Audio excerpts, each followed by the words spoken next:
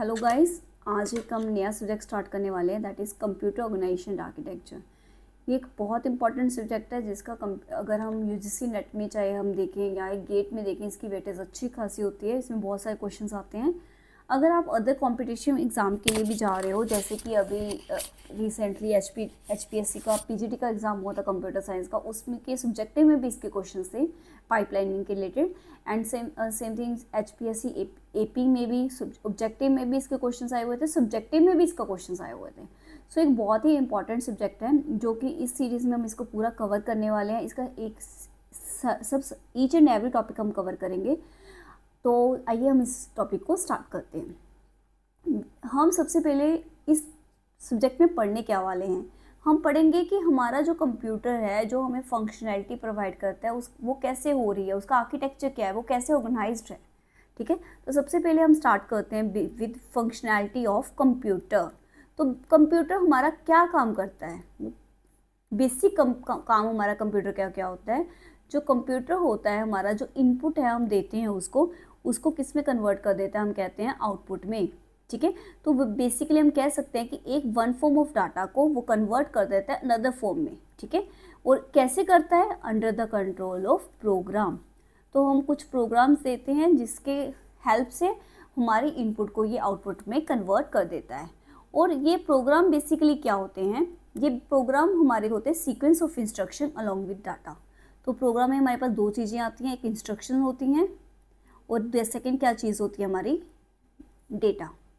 ठीक है, और इंस्ट्रक्शंस क्या है, ये एक बाइनरी सीक्वेंस है। जो हमारा बाइनरी सीक्वेंस हम लिखा होता है वो हमारा किसके अंदर डिज़ाइन किया होता है, प्रोसेसर में। ठीक है, जब डिज़ाइनर होता है, कोई प्रोसेसर को डिज़ाइन करता है, तो वो बेसिक बाइनरी सीक्वेंस को लिख देता है उसके प्रोसेसर के अंदर कि ये बाइनरी सीक्वेंस कौन सा काम करेगा। वो क्या करता है, बाइनरी सीक्वेंस को किसी ना किसी ऑपरेशन के साथ बाइंड कर देता है। फॉर एग्जाम्पल आर्बिट्रेरी अगर हम वैल्यू लें, जैसे हमने मान लिया 10101011, इसका मतलब अगर ये हम बाइनरी सीक्वेंस इंस्ट्रक्शन देंगे, इसका मतलब क्या है, एडिशन। ये हमने खुद नहीं देनी, ये बेसिकली हमारे माइक्रो प्रोसेसर के अंदर लिखी हुई है कि अगर ये हम प्रोसेस देंगे तो इसका मतलब क्या है, एडिशन। ठीक है, तो ये बाइनरी सीक्वेंस को डिज़ाइनर ने प्रोसेसर के अंदर फिक्स कर दिया है। ऐसे ही हम अगर कोई और है, जैसे ला लो 10101010 का meaning subtraction and so on, तो जो भी ऑपरेशन हमने बाइंड करवाना है वैसे डिज़ाइनर प्रोसेसर के अंदर लिखा जाता है। और डाटा क्या होता है, ये भी एक बाइनरी सीक्वेंस होता है, लेकिन इसमें क्या होता है, ये एसोसिएट होता है विद वैल्यू के साथ। ठीक है, और वो डिपेंड क्या करता है, वेटिंग फैक्टर के साथ। जैसे देखो, मान लो हमारे पास 1010 डाटा है, ये बाइनरी सीक्वेंस है, लेकिन इसकी जो अगर हम बात करते हैं डेसिमल वैल्यू क्या होती है, 10 होती है। तो इसका देखो, इसका वेटिंग फैक्टर होता है हर एक हमारे प्लेस का। जैसे कि हमारे पास वैल्यू है 11110, तो हम इसको कैसे मल्टीप्लाई करते हैं, जो आप डिजिटल में पढ़ते हो, 2 की पावर 0, 2 की पावर 1, 2 की पावर 2, 2 की पावर 3, 2 की पावर 4। 1 को 2 की पावर 4 के साथ मल्टीप्लाई करेंगे, प्लस फिर नेक्स्ट सीक्वेंस को 2 की पावर 3 के साथ, फिर 2 की पावर 2 के साथ, 2 की पावर 1 के साथ, एंड 0 को किससे मल्टीप्लाई कर देंगे, 2 की पावर 0। 2 की पावर 4 कितना होता है, 16 प्लस 8 प्लस 4 प्लस 2 प्लस 0, तो ये हमारा कितना हो गया, 30। तो इसमें ऐसे काम होता है। ठीक है, तो बेसिकली दोनों इंस्ट्रक्शंस क्या होती है, बाइनरी सीक्वेंस होती है। एक में हमने ऑपरेशन के साथ बाइंड कर दिया, सेकंड में हमने उसको क्या किसके साथ बाइंड कर दिया है, वैल्यू के साथ, based on the base value. हमारी ये क्या फेस वैल्यू है, उसकी बेस वैल्यू के साथ हम क्या करते रहते हैं, उसको मल्टीप्लाई कर देते हैं वेटिंग फैक्टर के साथ। ठीक है, तो देखो आज जो हम चीज़ करने वाले हैं that is a memory organisation. जो टॉपिक अब हम पढ़ने वाले हैं कि हमारी मेमोरी सिस्टम में कैसे ऑर्गेनाइज्ड होती है, ये हम पढ़ेंगे। ठीक है, तो जो हमारी मेमोरी होती है ना, बेसिकली वो इक्वल पार्ट्स में डिवाइड होती है। जो ऐसे मान लीजिए हमारी एक मेमोरी है, ठीक है, ये हमारे इक्वल पार्ट्स में डिवाइड हो जाती है।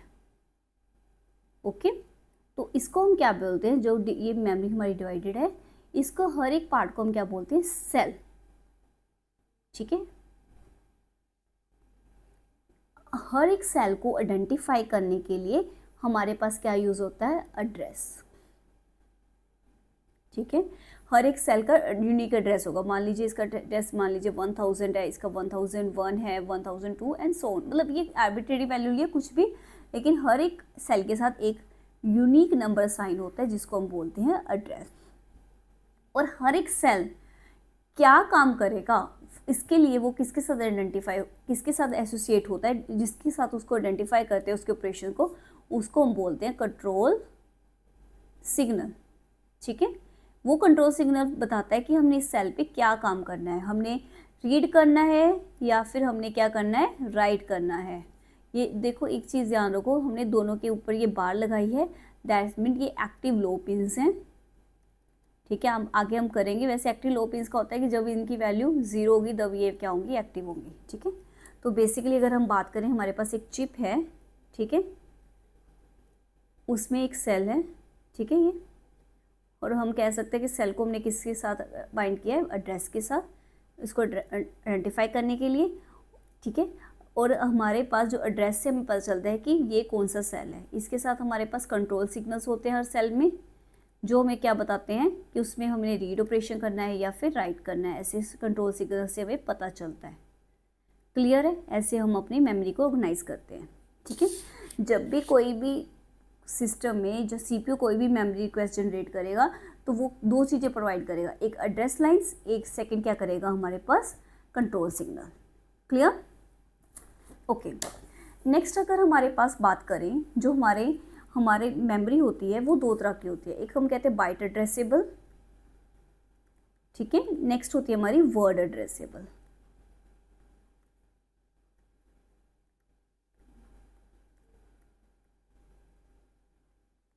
ये डिपेंड क्या करती है, हमारा प्रोसेसर है वो क्या है। अगर मान लो जी हमारा जो प्रोसेसर है, अगर 8 बिट माइक्रो प्रोसेसर है, ठीक है, तो हमारी बाइट कितनी होगी एंड वर्ड साइज कितना होगा। देखो बाइट, पहली चीज़ बाइट एड्रेस मतलब एक एक बाइट हम एक्सेस कर रहे हैं, वर्ड मतलब हम एक वर्ड कर रहे हैं। और बात क्या आती है कि वर्ड का साइज़ कितना होगा, बाइट का साइज़ क्या होगा, ये हमारे माइक्रो प्रोसेसर पे डिपेंड करता है।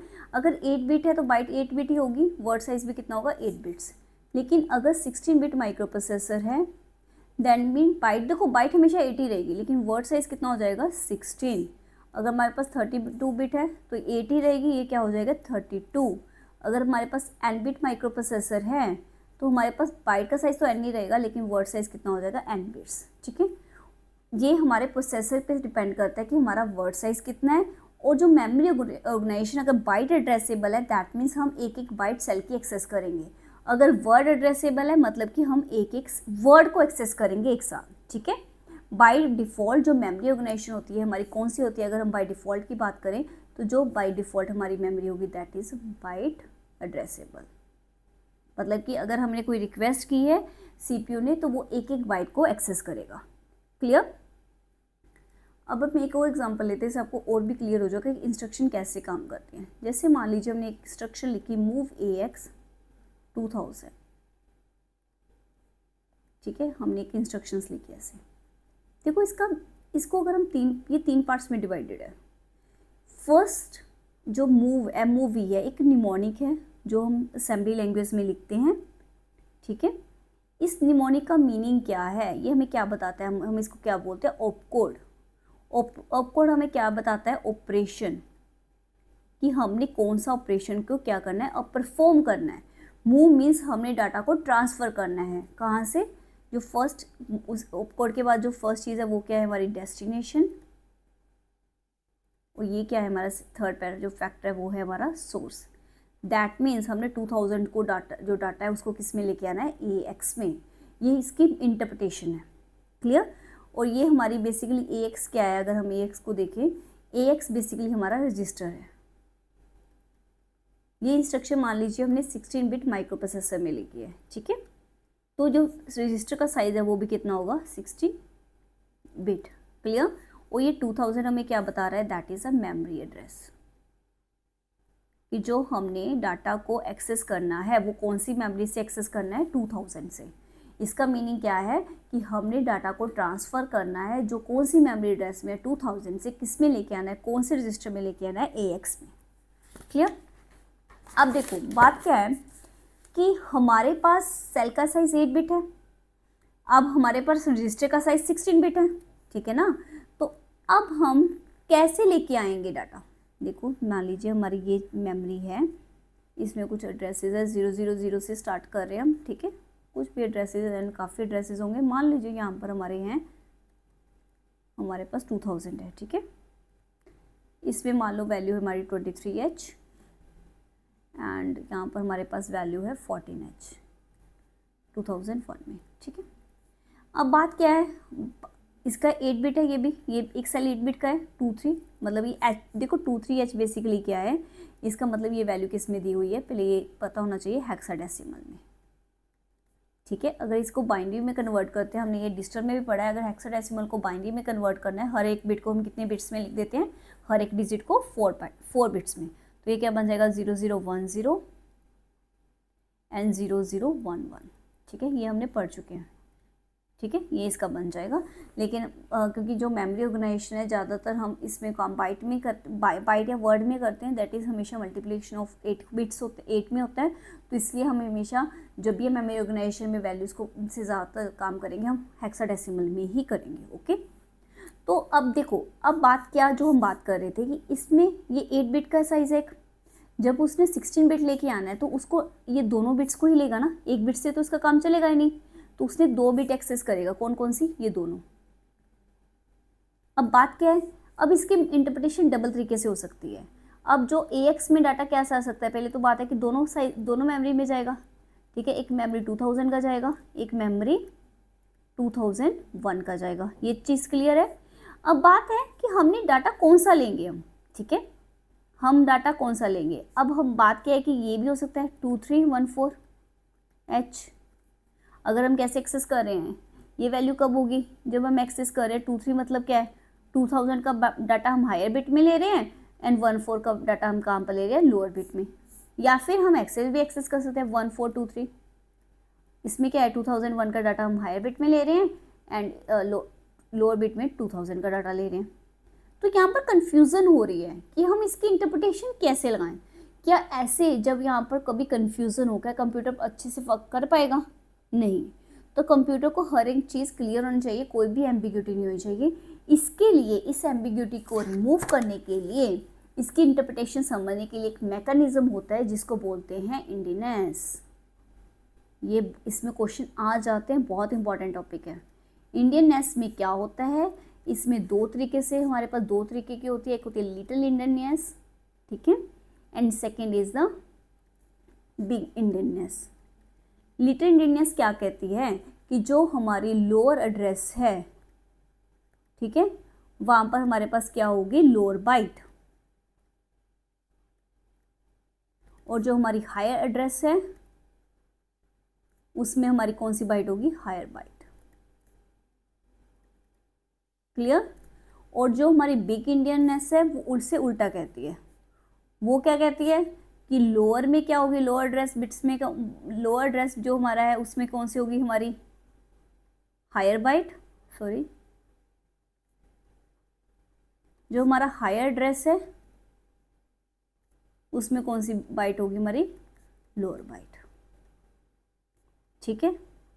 अब जो हमने पीछे क्वेश्चंस किया था, अगर हमें अभी देखा था 2000 में कौन सी वैल्यू थी, 2001, 23H 14H। देखो इसमें क्या कहते हैं, लोअर को लोअर पे रख दो, 23 को पीछे रख देंगे, लोअर बाइट, हायर बाइट को हायर बाइट, तो ये हमारी लिटिल इंडियननेस के अकॉर्डिंग इंटरप्रिटेशन होगी। इसमें कैसे होगी, 2314H, क्लियर।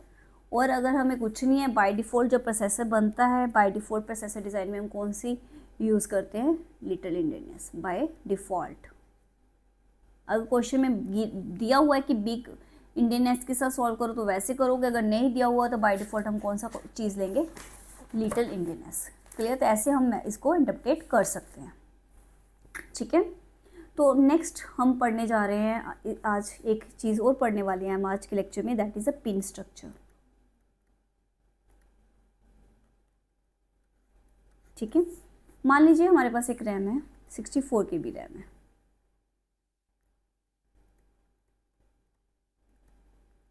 देखो इसमें हमारे पास एड्रेस बिट्स होंगे, डाटा बिट्स होंगे एंड हमारे पास कंट्रोल सिग्नल्स होंगे। 3 चीज़ें होंगी जब हमारे पास ऐसे हमारे पास रैम दी हुई है। अगर देखो नॉर्मली एड्रेस बिट्स कैसे निकालते हैं, 64 KB है तो एड्रेस बिट्स कितनी होगी, जो ये 64 KB है ना, इसमें ये चीज़ होती है ना हमारी फर्स्ट 64 की, कि इससे हमें पता चलता है हमारी एड्रेस बिट्स कितनी है। ठीक है, और ये B, अगर B दिया हुआ है तो मतलब हमें पता चलेगा डाटा बिट्स कितनी है। B मीन्स क्या है, बाइट, 8 बाइट में कितनी बिट्स होती है, 8, तो इसकी मतलब हमारी डाटा बिट्स कितनी होगी, 8। 64K है, इसको अगर हम कन्वर्ट करेंगे 2 की पावर में, 2 की पावर 6 को 64, K का मीन्स 2 की पावर 10, तो कितना बन गया 2 की पावर 16, मतलब एड्रेस बिट्स कितनी होंगी, ये 16। क्लियर, ऐसे हम कैलकुलेट भी कर सकते हैं। ठीक है, बाकी हम अगर हमारे पास मान लीजिए इसमें दिया होता 232 KW और ये वर्ड का साइज़ हमें गिवन है 16 बिट, तो देखो इसमें क्या होता, W कितना है 16, तो हमारे पास डाटा बिट्स कितनी होती 16 बिट्स, 16 हम बिट्स यूज़ करते हैं, 16 डाटा बिट्स होती, तो 16 हमारे पास साइज़ होता एड्रेस बिट्स, डाटा बिट्स का। 32K से हमें क्या पता चलता एड्रेस, इसको 2 की पावर 32 को क्या लिख सकते हैं 2 की पावर 5, 10 को क्या लिख सकते हैं 2 की पावर 10, दैट मीन हमारे पास 15 कितनी लाइन्स होती है एड्रेस लाइन्स, और 16 क्या होती है हमारे पास डाटा लाइन्स। ऐसे हम कैलकुलेट कर सकते हैं। ठीक है, तो अब हम पिन स्ट्रक्चर कर रहे थे पर उसी पे ज़्यादा फोकस करते हैं। ये न्यूमेरिकल हम दोबारा से इसके क्वेश्चन हम पढ़ेंगे दोबारा से। ठीक है, एक बार इसको में देखो, अब हमने देख लिया कि 64 KB में हमारे पास कितनी एड्रेस A0 से लेकर A15 तक 15 होनी चाहिए, हमारे पास 15 एड्रेस लाइन्स होगी, और डाटा लाइन्स कितनी है 8, तो D0 से लेकर D7 तक। और हमारे पास कंट्रोल सिग्नल कौन कौन से है, मान लीजिए एक रीड है एक राइट है, ये हमारी क्या है basically pin structure of A RAM.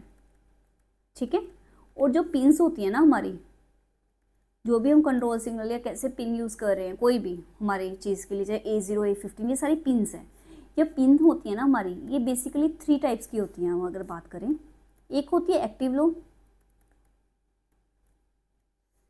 एक हमारी होती है एक्टिव हाई, एंड थर्ड हमारी होती है टाइम मल्टीप्लेक्स पिन्स।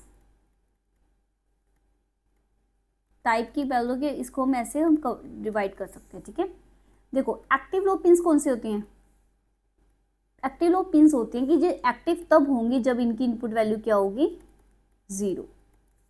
ठीक है, एक्टिव हाई में क्या होता है, ये एक्टिव कब होंगे जब इनकी इनपुट वैल्यूज क्या होगी 1। देखो एक्टिव लो पिन्स कौन सी होती हैं, अभी हमने पढ़ी है रीड राइट राइट, और हमारे पास इससे अलावा होती है चिप सेलेक्ट, हमारे पास एक पिन होती है, पढ़ेंगे अभी आगे हम। इंटरप्ट एक्नॉलेजमेंट INTA, इंटरप्ट में हम आज ये सारे कवर करेंगे। एक्टिव हाई में हम कौन सी है, जैसे हमारे पास होती है इंटरप्ट रिक्वेस्ट। ठीक है, इसमें एक्टिव हाई होती है एड्रेस लैच इनेबल। ठीक है, होल्ड DMA में पढ़ेंगे, अगर हमने होल्ड करना है उसने बस को तो वो यूज़ करता है। HELD होल्ड एक्नॉलेजमेंट, ये भी DMA में हम पढ़ेंगे। ठीक है, अब ये तो क्लियर है कि इसमें जब वैल्यू 0 और 1 हो तो हम एक्टिव करते हैं। अब बात आती है टाइम मल्टीप्लेक्स पिन कौन सी होती हैं। देखो टाइम मल्टीप्लेक्स पिन वो होती हैं जो सेम पिन्स हम दो उसके डिफरेंट मीनिंग्स के लिए यूज़ करते हैं। एक टाइम पे वो कुछ और वर्क कर रही हैं, दूसरे टाइम पे वो और वर्क कर रही हैं। जैसे कि हमने एक ही पिन से हम डाटा भी अगर भेज रहे हैं और हम एड्रेस भी भेज रहे हैं, तो वो पिन तो एक ही है लेकिन वो उसके मीनिंग अलग हैं, और वो किस पे कौन से टाइम पे कौन सा काम कर रही है वो एक और पिन बताते हैं कि इस टाइम पे ये क्या काम कर रही है। ठीक है, जैसे मान लीजिए जो 8085 माइक्रो प्रोसेसर होता है ना, उसमें हमारे पास ना टाइम मल्टीप्लेक्स पिन्स होती हैं AD02 लेके AD7 तक। ठीक है, अब देखो AD address, D means data, that means ये एड्रेस पिन्स भी है हमारे पास, एंड कौन सी पिन है डाटा पिन्स भी हैं। ये एक टाइम पे एक ही काम करेगी, एक टाइम पे या तो एड्रेस कैरी करेगी या डाटा कैरी करेगी, लेकिन यही पिन सेम एड्रेस भी कैरी कर सकती है और डाटा भी। और ये किस पे डिपेंड कर रहा है कि एक टाइम पे क्या काम कर रही है, कौन सी पिन है जो हमें पता चलेगी कि इस टाइम पे किसके पास क्या है, एड्रेस है या डाटा है, वो हमें बताती है एड्रेस लैच इनेबल पिन। ठीक है, एड्रेस लैच इनेबल पिन इसको बोलते हैं एड्रेस लैच इनेबल। ठीक है, इससे हमें पता चलता है कि इस टाइम पे ये क्या लेके जा रही है, ये एड्रेस लेके जा रही है या फिर डाटा। ALE की अगर वैल्यू 0 होती है, अगर ALE की वैल्यू 0 है दैट मीन्स इस टाइम पे ये क्या लेके जा रही है, इस टाइम पे ये क्या कैरी कर रही है, डाटा, ठीक है, डाटा ये कैरी कर रही है। अगर इसकी वैल्यू 1 है दैट मीन्स इस टाइम पे ये पिन क्या कैरी कर रही है, एड्रेस। तो ऐसे हमें पता चलता है, ये टाइम मल्टीप्लेक्स पिन भी कहते हैं कि इस पर क्या डाटा है या क्या है, एड्रेस है। देखो एक और माइक्रो प्रोसेसर हम जो नॉर्मली यूज़ करते हैं 8085 में ये 7 पिन्स होती हैं, 8086 माइक्रो प्रोसेसर होता है, उसमें हमारे पास AD02 लेके AD15 तक 15 पिन्स क्या होती हैं, टाइम मल्टीप्लेक्स पिन्स होती हैं। तो इसमें ये डाटा भी और कैरी कर सकती है और एड्रेस भी, इसमें भी एड्रेस लैच इनेबल पिन बताती हैं। अगर 0 है तो हमारे पास क्या है, डाटा है, अगर 1 है तो क्या है हमारे पास, एड्रेस है। तो ऐसे हमें पता चल सकता है कि क्या कर रहे हैं। तो ये हमारी बेसिक होती है पिन स्ट्रक्चर। 3 तरह के हमारे पास पिन हमने पढ़े हैं, active low, active high and time multiplex pins. I think इतना आपको क्लियर होगा, ठीक है। तो आज हमने इस लेक्चर में 2 चीज़ें पढ़ी हैं, बेसिक फंक्शनैलिटी ऑफ कंप्यूटर क्या होती हैं, मेमोरी ऑर्गेनाइजेशन कैसे काम करती हैं, और पिन स्ट्रक्चर, ठीक है। तो इसको आप अच्छे से रिवाइज कीजिए, बहुत इंपॉर्टेंट टॉपिक है। अगर आपको कोई भी डाउट होता है तो कमेंट सेक्शन पे लीजिए या मुझे अप्रोच कीजिए और मैं उसका सोल्यूशन पक्का आपको डेफिनेटली दूंगी। अगर फिर भी आपको कोई है, अगर आप चाहते हो कोई लाइव सेशन इसके लिए, तो मैं वो भी अरेंज करवाऊँगी, ठीक है। आई होप आपको ये वीडियो अच्छी लगी हो। अगर आप इस ऐसी सीरीज़ चाहते हैं कि मैं कंटिन्यू करूँ तो मुझे प्रमोट कीजिए, मेरे चैनल को सब्सक्राइब कीजिए, वीडियो को लाइक कीजिए और मैक्सिमम शेयर कीजिए, और बेल आइकन पे क्लिक करना मत भूलिए। और नेक्स्ट जो क्लास होगी उसमें हम पढ़ेंगे memory interfacing. Thank you so much.